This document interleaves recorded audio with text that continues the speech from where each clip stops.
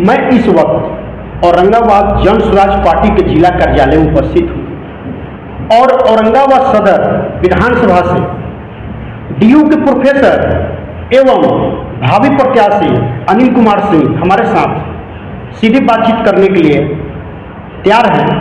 आइए इनसे किस प्राथमिकता के साथ औरंगाबाद सदर विधानसभा के भावी प्रत्याशी के रूप में जनसंपर्क कर रहे हैं। अनिल जी, हमारे चैनल में आपको बात करने के लिए धन्यवाद। बहुत बहुत धन्यवाद प्रमोद जी कि आप लोग लोकल मीडिया के लोग इतना एक्टिव हैं कि हर आप जन स्वराज पार्टी के भावी प्रत्याशी सदर विधानसभा के रूप में जनसंपर्क कर रहे हैं। जी, क्या प्राथमिकताएं लेकर जनता के बीच जनसंपर्क कर रहे हैं? सबसे पहले तो मैं Bharat A to Z news के माध्यम से सभी औरंगाबाद वासियों को नवरात्रों की हार्दिक बधाई देता हूं। अब रह गया विषय की बात कि किन मुद्दों को लेकर के हम लोग जनसंपर्क कर रहे हैं, तो हमारी पार्टी ने जो इस जनसंपर्क को नाम दिया है यह बिहार बदलाव का नाम दिया है। और बदलाव की जब हम बात करते हैं तो आमूल चूल परिवर्तन की बात करते हैं कि हम हर एक क्षेत्र को जो अब तक बहुत उपेक्षित रहा है और सिर्फ बहुत सारे क्षेत्र ऐसे हैं जिसमें सिर्फ कागज पे विकास हुआ है, बहुत सारी व्यवस्था ऐसी है जो अब किसी लायक नहीं बची है, लचर हो गई है, जर्जर हो गई है, उस पूरी व्यवस्था को शुरुआती दौर से ही बदलना चाहते हैं। इसलिए हम लोग बदलाव करना चाहते हैं। हमारा पहला क्वेश्चन जी, आप शिक्षा से भी जुड़े हुए हैं और वर्तमान में डीयू यूनिवर्सिटी में प्रोफेसर के रूप में तैनात हैं। जी, आखिर प्रोफेसर का जॉब करते हुए राजनीति में क्या? देखिए, राजनीति में आना कोई मेरी मजबूरी नहीं है, न मेरा शौक है। दिक्कत क्या है कि मैं पिछले 20 वर्षों से दिल्ली विश्वविद्यालय का शिक्षक हूँ और 20 वर्षों से जब हम देखते हैं कि बिहार के जो भाई दिल्ली में, हरियाणा में, पंजाब में नौकरी करने जाते हैं, छोटी छोटी नौकरियां करते हैं और स्थानीय लोगों के अत्याचारों और शोषण का शिकार होते हैं, तो स्थानीय लोगों की जो मानसिकता वहां बन गई है कि सारे बिहारी मजदूर ही हैं और यही कारण है कि बिहारी शब्द एक गाली के रूप में वहां प्रचलित हो गया है। और जो एक प्रोफेसर के तौर पर जो सम्मान बिहारियों को मिलना चाहिए वो सम्मान वहां नहीं मिल पाया।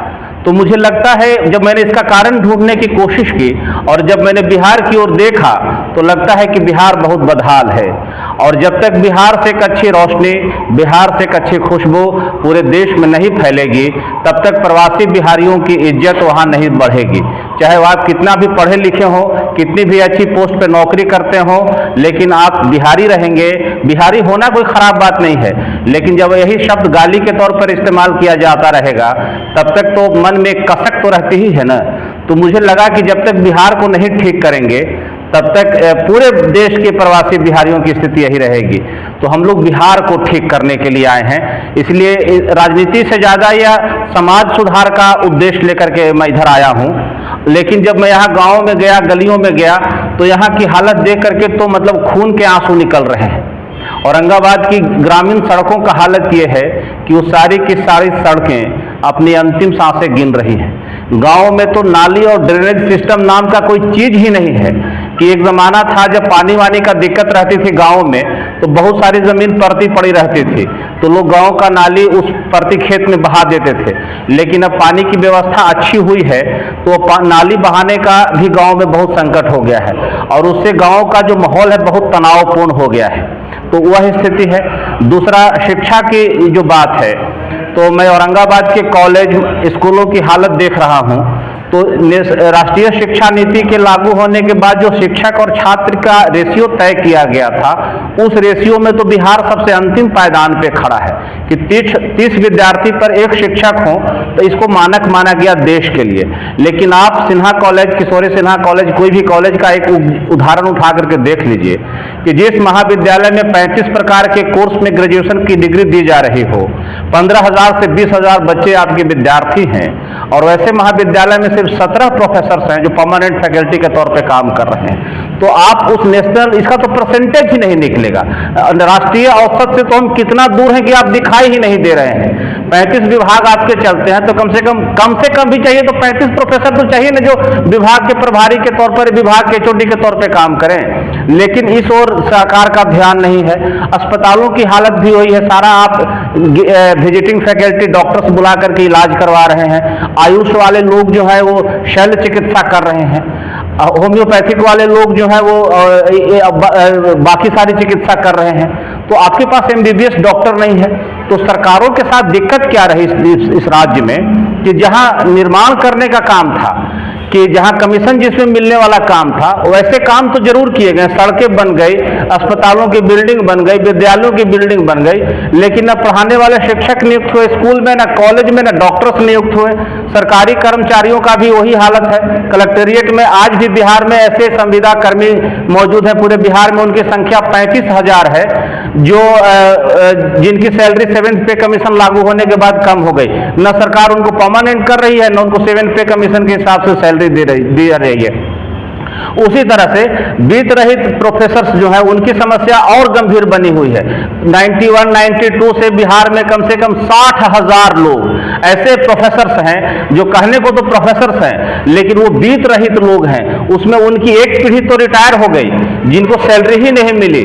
आप बताइए कि आप समाज में जिसको प्रोफेसर कह रहे हैं, 91-92 से आप उनको सैलरी नहीं दे रहे हैं, तो उसका जब अपना ही पेट नहीं भरेगा, उसका अपना ही घर नहीं चलेगा, तो समाज का क्या बच्चों को भविष्य का निर्माण करेगा।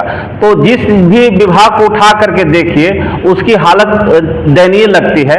और मुझे लगता है कि सारे को मिटा करके अगर दोबारा लिखने का कुछ अगर ऐसा पावर हम लोग के पास होता तो सारी चीजों को हम ठीक ठीक लिख देते ताकि व्यवस्था सुधर जाती।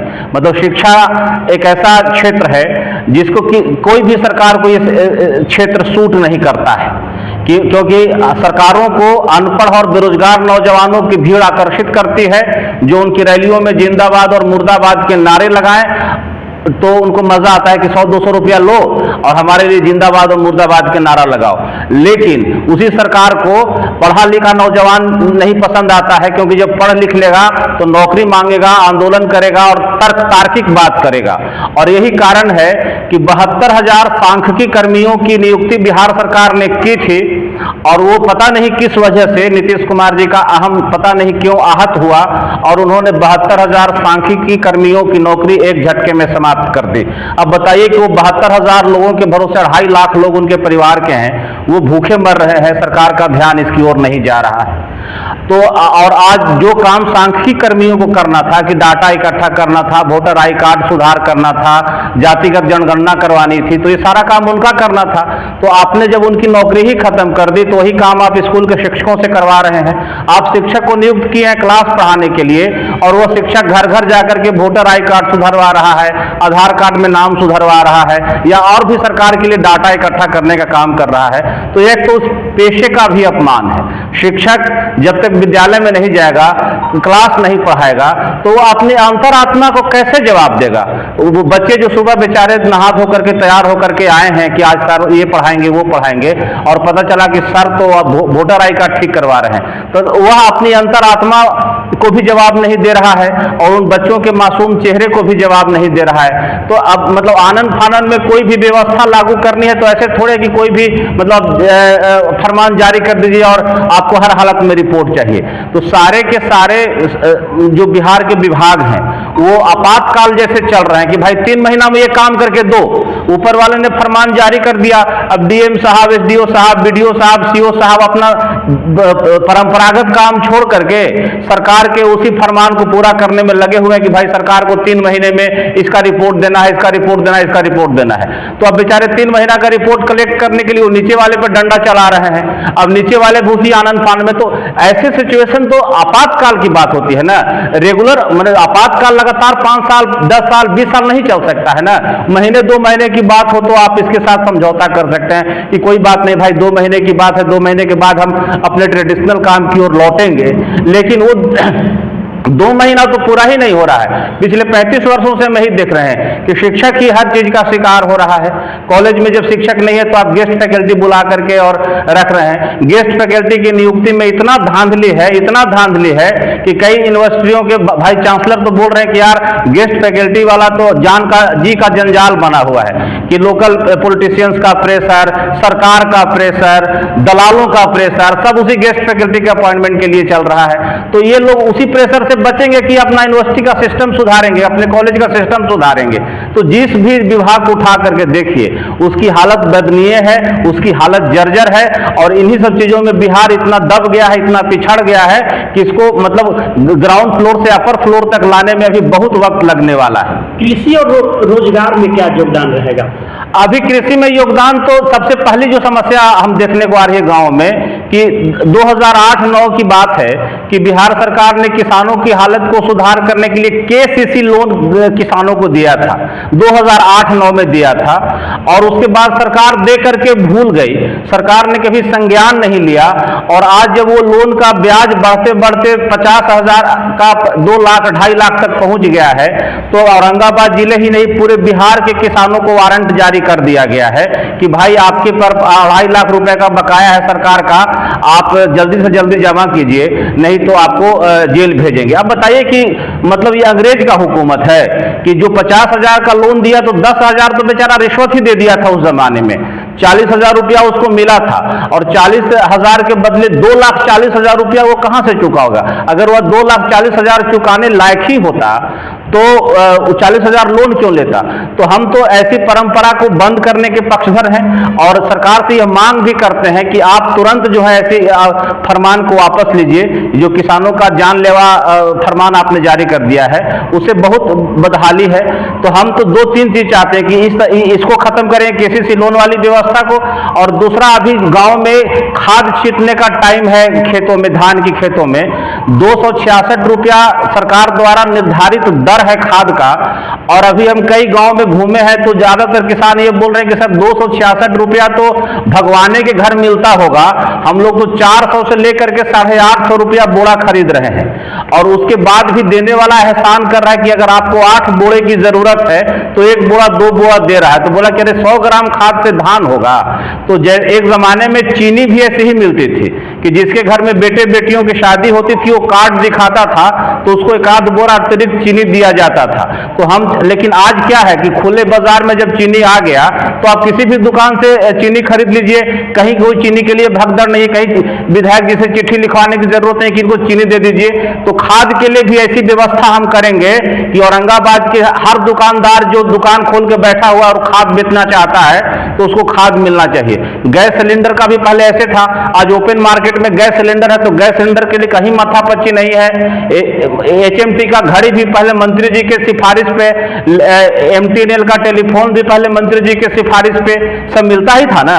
तो आज खाद क्यों नहीं मिल रहा है? पिछले 50 वर्षों से खाद का यही दिक्कत हम अपने परिवार में भी और अपने जिले में भी कई परिवारों में देख रहे हैं। तो खाद को हम ओपन मार्केट में लाएंगे ताकि किसान को यह समस्या ना हो। दूसरी जो किसान की समस्या है, पानी की समस्या है। आप देखिए कि बिहार भौगोलिक दृष्टि से 2 हिस्सों में बटा हुआ है, गंगा के ऊपर और गंगा के नीचे, उत्तर बिहार और दक्षिण बिहार। पूरा का पूरा उत्तर बिहार बाढ़ के कारण बह गया, तबाह है। उनके यहाँ ऐसे खेती नहीं हो रही है और हम लोग ज्यादातर टाइम सुखाड़ के चपेट में आ जाते हैं। तो भगवान की कृपा है कि इस बार थोड़ा खेतों में पानी है और किसान हमको संतुष्ट नजर आ रहे हैं। अगर सरकार यह काम करती कि कोसी के नदी को, पानी को बांध करके, नदियों को जोड़ करके मधेपुरा, सहरसा और अररिया का पानी औरंगाबाद, गया और रोहतास के जिलों में भिजवा देती तो वो भी बाढ़ से बेचारे नहीं बहते और हम भी सुखाड़ से नहीं मरते। तो किसानों के हर खेत में पानी पहुंचे, ये हम किसानों के लिए करना चाहते हैं। हर दुकान में खाद उपलब्ध हो, हम ये किसानों के लिए करना चाहते हैं। और केसीसी लोन पर 40,000 के लोन पर 2.5 लाख रुपए का जो बोझ पड़ा हुआ है, इसको हम खत्म करना चाहते हैं। पलायन के बारे में क्या कहेंगे? बिहार अभी तक क्या है, मजदूरों का स्टेट हो गया है, पलायनवादी स्टेट हो गया है। उसका कारण यही है कि बिहार के ज्यादातर, आप जन स्वराज पार्टी के भावी प्रत्याशी के रूप में जी क्षेत्र भ्रमण कर रहे हैं जी, आखिर जन स्वराज की प्राथमिकताएं क्या है बिहार वासियों के प्रति? जन स्वराज जो 4-5 मुद्दों पे बात कर रही है उसमें ये कह रही है कि जो बुजुर्ग लोग हैं, लाचार लोग हैं, विधवा महिलाएं हैं, उनके लिए हम सम्मानजनक पेंशन की व्यवस्था करेंगे। बिहार के नौजवानों को 12,000 से 15,000 रुपए की नौकरी हम बिहार में ही देंगे, क्योंकि यही 12,000 से 15,000 की नौकरी करने के लिए दिल्ली, पंजाब, हरियाणा, गुजरात जाते हैं और उतनी ही बार अत्याचार के शिकार होते हैं, झुग्गियों में रहते हैं, रहने का हिसाब किताब नहीं है। अभी देखिएगा ना, छठ शुरू होने दीजिए ना, मतलब रेलवे स्टेशन पे तो मोटे मोटे रस्सी बांध करके बिहारियों को घुसने से रोका जाता है, लाठी से पीटा जा रहा है और बिहारी किसी भी तरह से बिहार पहुंच जाना चाहता है। तो हम पलायन रोकेंगे, हम स्कूलों में अच्छी शिक्षा व्यवस्था करेंगे, हम स्वास्थ्य विभाग को भी दुरुस्त करेंगे, क्योंकि हर बार क्या हो रहा है कि एक्सीडेंट औरंगाबाद में होता है, इलाज कराने के लिए हमको बनारस जाना पड़ता है। औरंगाबाद शहर में जितनी लाइब्रेरियां हैं सब प्राइवेट लोगों ने खोल रखी है। जो काम सरकार को करना चाहिए था वो निजी हाथों में कैसे चला गया, क्योंकि सरकार अपनी ड्यूटी में फेल्योर हो गई। तो हम कह रहे हैं कि जहां पंचायत भवन बना रहे हैं तो पंचायत भवन का जो नक्शा आपने बनाया है उसका थोड़ा चेंज कर दीजिए और उसके फर्स्ट फ्लोर पे लाइब्रेरी खोल दीजिए ना। हर पंचायत में एक लाइब्रेरी अच्छी खुल जाए, और हमारी पार्टी हर पंचायत में 5 अच्छे विद्यालय खोलने का वादा कर रही है, तो 5 अच्छे विद्यालय हो जाएंगे और एक अच्छी लाइब्रेरी हो जाएगी, तो गांव गांव के बच्चों को अच्छी शिक्षा मिल जाएगी, अच्छी पुस्तकें उनके पास मिल जाएगी। एजुकेशन की तो कोई बात ही नहीं कर रहा है, जबकि मैं बता दूं कि विधायक और सांसद का जो निधि है उसमें पुस्तक खरीदने का भी प्रावधान है, लेकिन पुस्तक हम खरीद भी दें या जो विधायक सांसद हैं खरीद भी दे, तो वो पुस्तकें रखी कहां जाएगी? रखने के लिए आपके पास जगह नहीं है, क्योंकि लाइब्रेरियां तो सारी प्राइवेट हाथों में चली गई हैं। हम प्राइवेट लोगों का बल्कि एहसानमंद हैं, क्योंकि उन्होंने कुछ व्यवस्था ऐसी दे दी कि कुछ बच्चे जो सक्षम है उनके यहाँ जाकर के पढ़ ले रहे हैं, लेकिन जो बच्चे हर महीने किसी लाइब्रेरी में बैठ करके पढ़ने का फीस नहीं चुका सकते हैं वो बेचारे कहां जाएं। और हालत क्या है कि अब 2020 में जब नई शिक्षा नीति लागू हो गई है तो 3 साल का ग्रेजुएशन 4 साल का कर दिया गया है। तो दिल्ली यूनिवर्सिटी जो भारत सरकार की यूनिवर्सिटी है वह 4 साल में 4 बार एनुअल फी लेती है बच्चों से, लेकिन मैं बिहार में देख रहा हूं कि बिहार सरकार की जितनी यूनिवर्सिटियां हैं वो 8 सेमेस्टर में पढ़ाई हो रहा है तो 8 बार फीस ले रही है। यह भी नैतिक रूप से गलत है कि एक तरफ तो आप बिहार को गरीब राज्य और विशेष राज्य की दर्जे की मांग केंद्र सरकार से करते हैं, और आप गरीब हैं और विशेष राज्य आपको चाहिए, तो उस गरीब राज्य के बच्चों से 8 बार फीस लेना तो उनके साथ कहीं से भी जस्टिफाई नहीं है। तो इस फीस को कम से कम 4 बार लें और जितना मिनिमम फीस बच्चों से लिया जाए, बल्कि कुछ गरीब बच्चों का फीस तो आर्थिक आधार स्थिति उनकी देखते हुए अगर माफ भी कर दे सरकार तो सरकार को बहुत ज्यादा फर्क नहीं पड़ेगा। बिहार में जन सेवा की 5 प्राथमिकताएं अगर जनता सेवा करने का मौका प्रदान करती है तो अपने जमीनी धरातल पर उतरेंगे या सिर्फ दिखाने का ही ताकि करवाई रहा? अब यह तो बिहार की जनता पर निर्भर करती है कि वो हमारी 5 प्राथमिकताओं पर कितना भरोसा करती है। अगर वो उन 5 प्राथमिकताओं पर भरोसा करके हमको सरकार में आने का पूर्ण बहुमत देती है तो हम बहुत स्वतंत्र और खुले रूप से समर्थन इन 5 चीजों को धरातल पर लागू करने की कोशिश करेंगे। लेकिन अगर बिहार की जनता हमारी बातों पे विश्वास नहीं करेगी तो हमारी योजनाएं तो ऐसी धरी की धरी रह जाएंगी। जैसे मान लीजिए कि परिवार लाभ कार्ड दे रहे हैं जनता को कि भाई जिसके पास ये कार्ड होगा उसको हम 5 जो प्राथमिकता है उसको पहले लागू करेंगे, लेकिन कार्ड ले लेने से तो लागू उनको मिल नहीं गया, उसके लिए उनको बैग छाप का बटन भी दबाना पड़ेगा। तो एक बार अगर बिहार की जनता हमको मौका देगी तो हम इतना जरूर विश्वास दिला रहे हैं कि उनके जीवन में कुछ न कुछ जरूर परिवर्तन दिखेगा। और मैं यह भी जनता से कह रहा हूं कि अगर 5 वर्षों में आपके जीवन में कुछ परिवर्तन नहीं दिखा या परिवार लाभ कार्ड बनाने के बाद आपको एक भी सुविधा बिहार सरकार से नहीं मिली तो जन स्वराज पार्टी फिर आपसे वोट मांगने भी नहीं आएगी। लेकिन हम पूरा विश्वास है कि अगर जनता हमको पूर्ण बहुमत देती है तो हम ये 5 तो हमारी बुनियादी हैं, उसके बाद तो हमारे पास जो मैथ है वो बहुत लंबा है, तो बहुत सारे योजनाएं हैं जिसको अभी हम हिडन एजेंडा के तौर पर रखे हुए हैं, उसको सरकार बनते ही उसको हम लागू करेंगे। यह 5 तो मतलब नहीं कहते कि अभी तो शोरूम है, गोडाउन तो हमारा अलग रखा हुआ है। तो अगर बिहार की जनता हमारी बातों पर एक बार भरोसा करे, क्योंकि पिछले 35 वर्षों से कभी जाति के नाम पर, कभी धर्म के नाम पर, कभी और छोटे मोटे लालच के चक्कर उसमें आकर के जनता सरकार चुनती रही और लोग आज छोटी छोटी सुविधाओं के लिए बेहाल घूम रहे हैं, वो विधायक को खोज रहे हैं, मुखिया को खोज रहे हैं, सांसद को खोज रहे हैं, कहीं नहीं दिख रहा है। बिहार सरकार ने जो नल जल की योजना चलाई थी, ये बहुत महत्वाकांक्षी योजना थी, मैं इसकी प्रशंसा करता हूं, लेकिन आज उसमें से 80% नल जल का जो मोटर है खराब मिल रहा है, क्योंकि पानी का लेयर नीचे चला गया, वो चल नहीं रहा है। अब कई गांव में तो लोगों ने हमसे शिकायत की कि सर देखिए ना, लगा हुआ तो है लेकिन कोई सुनवाई नहीं है। एप्लीकेशन दिखाया कि 4 महीने पहले, 5 महीने पहले जिलाधिकारी जी को, एसडीओ साहब को, बीडीओ साहब को हम एप्लीकेशन दिए, लेकिन कोई कार्रवाई नहीं हुई। तो इसका हाथी के चाल से चलिएगा तो विकास नहीं होगा ना। बिहार को खरगोश वाली चाल की जरूरत है, और अभी बिहार सरकार हाथी के चाल से चल रही है कि 5 महीना एप्लीकेशन दे करके और आप इसे एक नल जल का कल नहीं ठीक हो रहा है, 400 लोग 2-2 किलोमीटर से पीने का पानी ला रहे हैं, तो बिहार और राजस्थान के रेगिस्तान में क्या अंतर रह गया? क्या इस बार 2025 विधानसभा चुनाव में जनसुराज पार्टी किंग मेकर तो नहीं रहेगी? हम तो मान रहे हैं कि जनसुराज पार्टी किंग रहेगी। मेकर तो वो होते हैं जो 2-4 सीट लाते हैं, हम तो किंग मान रहे हैं अपने को। और लेकिन किंग मतलब राजा वाला किंग नहीं, जनता के सेवक के तौर पे हम लोग काम करेंगे। और हम लोग को पूरा विश्वास है कि जितना ईमानदारी से हम लोगों के बीच में जा रहे हैं और जैसी बातें हम कर रहे हैं, जैसा उनका रिस्पॉन्स मिल रहा है, उससे हमको सरकार को बहुमत में आने में कहीं कोई संदेह नहीं लग रहा है। इसलिए अगर किंग ही शब्द का आप इस्तेमाल कर रहे हैं तो उसमें से मेकर हटा दीजिए, हम किंग रहेंगे। यानी मिलाजुलकर आपको कहना है कि शिक्षा के अलावा जनता सेवा करना मानव का परम धर्म है। दिक्कत क्या है ना कि ये जो सामाजिक काम था, जो कभी राजा राम मोहन राय, ईश्वरचंद विद्यासागर जैसे द्वारा चलाया गया था, तो वह सामाजिक काम अब समाज से खत्म हो गया है। अब सिर्फ उसके नाम पे राजनीति ही हो रही है। तो अब सारा चीज जब बदलने का अधिकार और देने का अधिकार ही राजनीतिज्ञों के पास है, तो बिना राजनीति में आया परिवर्तन नहीं कर सकते हैं। और 1-2 लोग जो छिटपुट तरीके से कहीं सामाजिक काम कर भी रहे हैं ना, तो उनका हिडन एजेंडा दूसरा है, वो सपने कुछ और दिखा रहे हैं, वो करना कुछ और चाहते हैं। तो ऐसे लोगों पे जनता भरोसा भी नहीं करी है। अब चूंकि राजनीति में आए बिना सिर्फ मतलब बंद कमरों में बैठ करके बिहार बदलने के लिए हम बड़ी बड़ी बातें कह दें, बड़े बड़े अखबारों में लेख लिख दें, तो ऐसे नहीं चलेगा। आपको बदलना है तो जमीन पे उतरना ही पड़ेगा। क्या इस सीधी बातचीत के दौरान सदर विधानसभा के सभी मतदाताओं से क्या अपील करना चाहिए? मतदाताओं से अपील करते हैं कि भाइयों बहनों, पिछले 35 साल से कभी आप जाति के नेता को दे रहे हैं वोट, कभी अपने धर्म के नेता को वोट दे रहे हैं, तो इस बार कम से कम अपने बच्चों के भविष्य को ध्यान में रखते हुए एक नए पार्टी को मौका दीजिए। क्योंकि जैसे तालाब का पानी भी अगर उसको निकासी का रास्ता न मिले तो एक वक्त के बाद सड़ जाता है, और पानी जब फ्लोइंग वाटर रहता है, बहता हुआ जल धारा रहती है, तो उसकी पवित्रता बनी रहती है। तो एक बार बिहार को नए पार्टी को मौका दीजिए, अगर 5 साल के लिए आप एक अच्छी सरकार को चुनिए, ताकि आपके जीवन में कुछ न कुछ आमूल चूल परिवर्तन हमको करने का मौका मिले।